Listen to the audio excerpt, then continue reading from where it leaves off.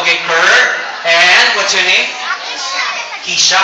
Okay, Keisha and Kurt. Keisha then Kurt. Kayo partners, ha? Shake hands. Shake hands. Alright.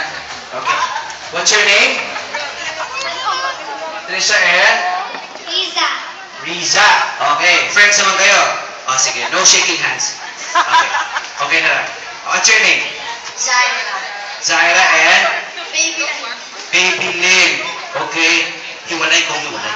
Hindi. Okay. Kayo ang partner. Sila, tatlong pairs na lang. Let's have 3 pairs. Do you have 3 pairs? 3 pairs? You need 1 more? 3 pairs is good. Okay. Ready? Haha. Ang gagawin ninyo ay very familiar, di ba? Para siyang paper dance. Okay? Each pair will be given a sheet of paper and they will have to dance around it. Okay? You will have to dance around it. Dance around the piece of paper. Okay?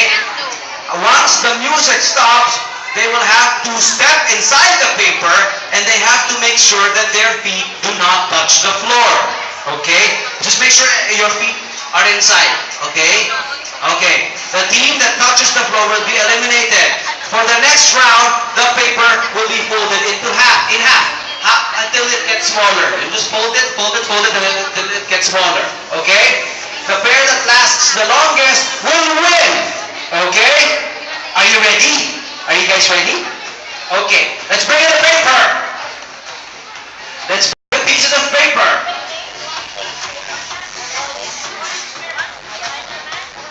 Okay, tonight nga pala, 8 p.m. sa GMA News TV, my show, Pop Talk. Yee! All food.